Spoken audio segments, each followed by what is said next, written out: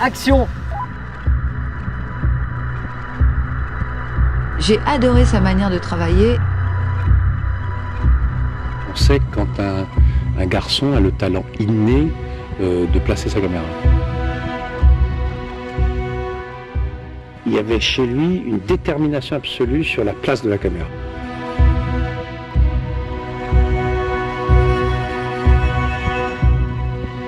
C'est un homme qui a un désir fou de cinéma, il est dingue, fou dingue du cinéma. Je crois réellement qu'il est très très très doué.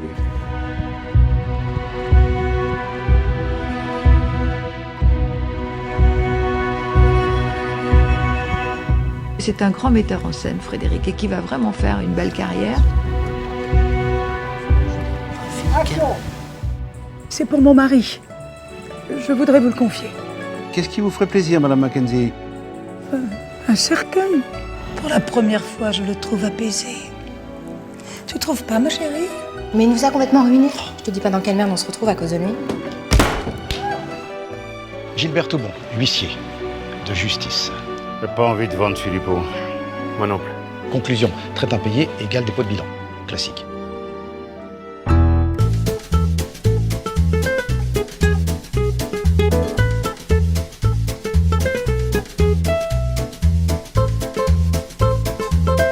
C'est l'histoire en gros d'un funérarium qui est en faillite. Qui s'appelle Envol. Et moi je suis l'huissier qui vient donc contrôler et terminer le dossier. On sent que vous vous êtes amusé finalement. Mais oui, c'est une comédie. Alors, les sentiments, ce sont des gens qui vivent une ambiance très particulière, mais en même temps, c'est la vie aussi. Ce personnage-là, donc d'huissier, il est à la fois, on va dire, extérieurement méchant, mais intérieurement gentil. Donc il y a une espèce de dualisme qui est intéressant. C'est un film sur l'espoir, sur la réconciliation. C'est un film sur le pardon et la famille.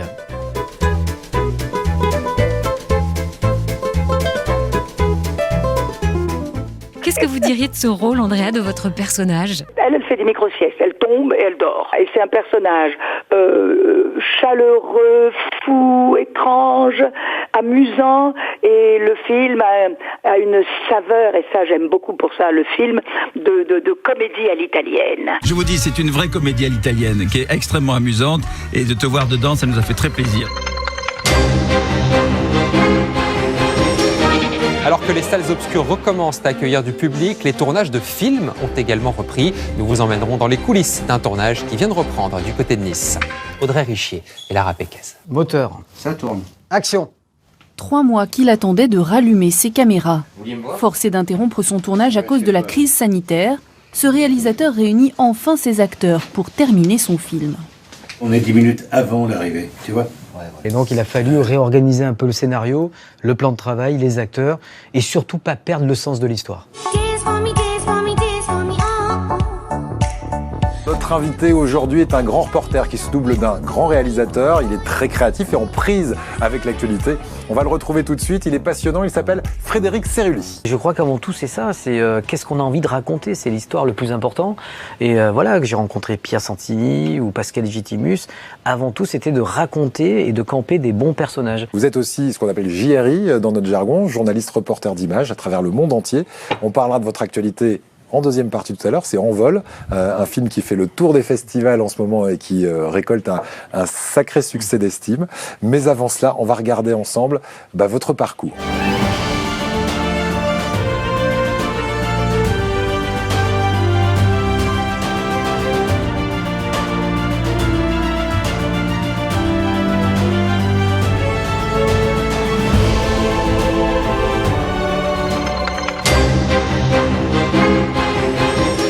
Au pied de ces immeubles éventrés, une population hagarde dans la ville de Boumardès dévastée par le tremblement de terre. Un reportage Olivier Théran, Frédéric Cerulli. Les 400 000 habitants de cette ville universitaire ont dormi dehors, épuisés. Audrey Richier et Frédéric Cerulli. Frédéric Cerulli. Des milliers de débris éparpillés, c'est tout ce qu'il reste de l'A320 qui s'est écrasé ce matin sur ce pan du massif de l'Escaut.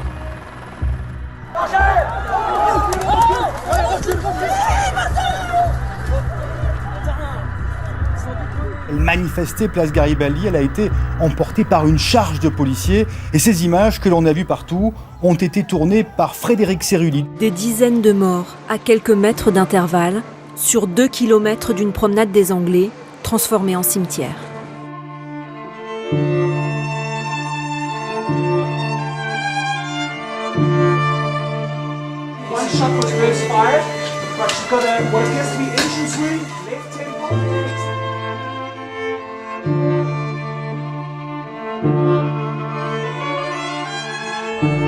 Rape, murder, shooting, fighting, sexual assault and abuse of the defenseless. Every minute of every day, someone, somewhere in the world, dies because of violence.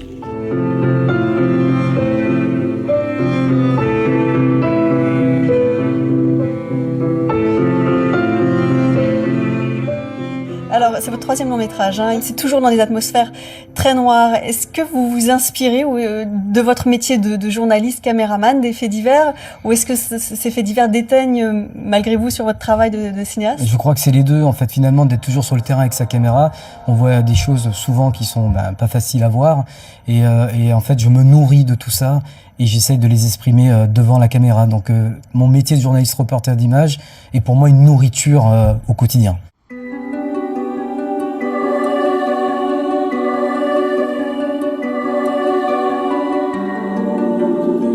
Puisque je te dis qu'il y avait une vache.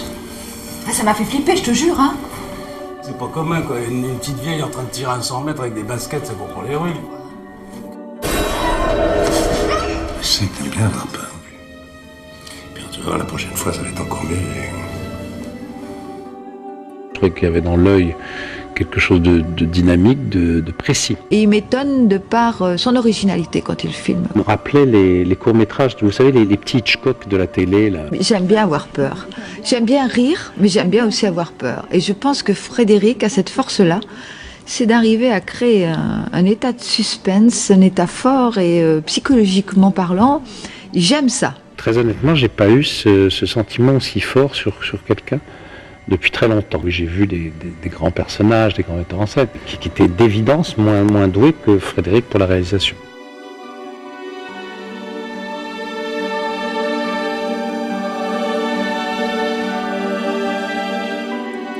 Vous prenez du plaisir? Dans votre métier thanatopracteur.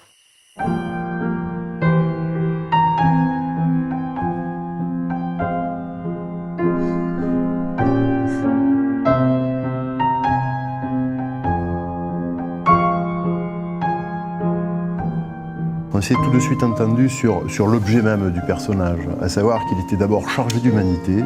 Et avec Frédéric, qui est un brillant directeur d'acteurs.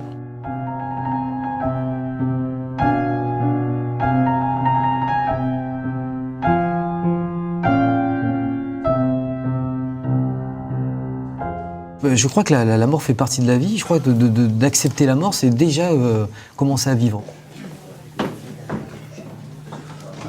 C'est la main, quand tu mets la main, je t'aime, tac, tu te retires, tu peux te faire un rire, et hop, redevenir glacial. Et là, ça prépare le truc qui va se passer. Je peux plus te supporter, Victor.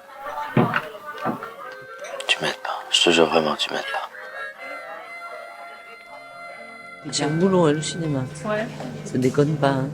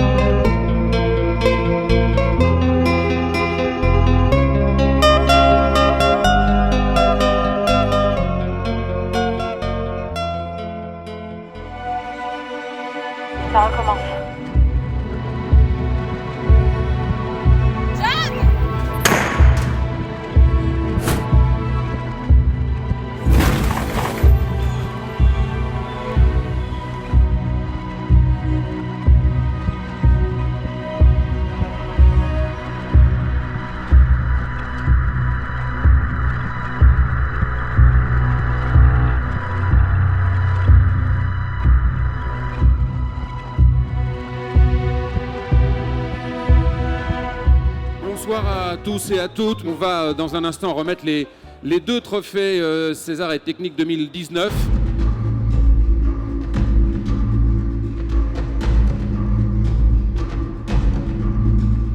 C'est toujours une grande émotion de venir dans ce cinéma où tout a commencé ici.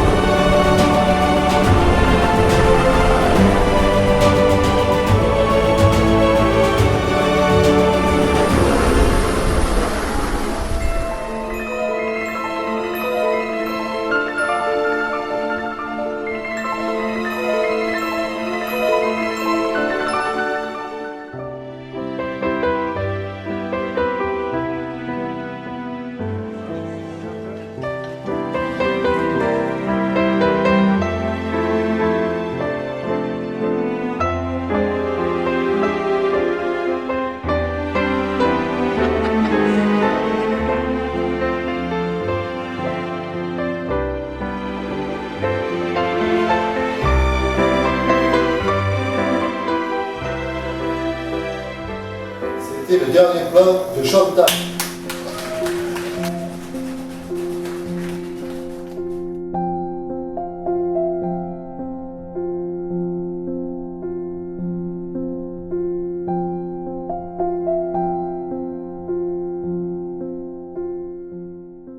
Vous êtes déjà sur le coup d'après. Oui. Il y a déjà un projet dans les cartons. Quelques têtes d'affiche, vous pouvez nous livrer ça? Bien sûr, Olivier Marchal aura le premier rôle dans ce film. Il m'a dit oui, donc ça je suis super content. Moi j'adore ce comédien et réalisateur. Et ça s'appelle L'homme qui voulait devenir quelqu'un. C'est sur le thème du pouvoir. Quand vous avez été humilié toute votre vie, du jour au lendemain on vous donne le pouvoir, qu'est-ce que vous en faites? Voilà, et c'est un film là-dessus.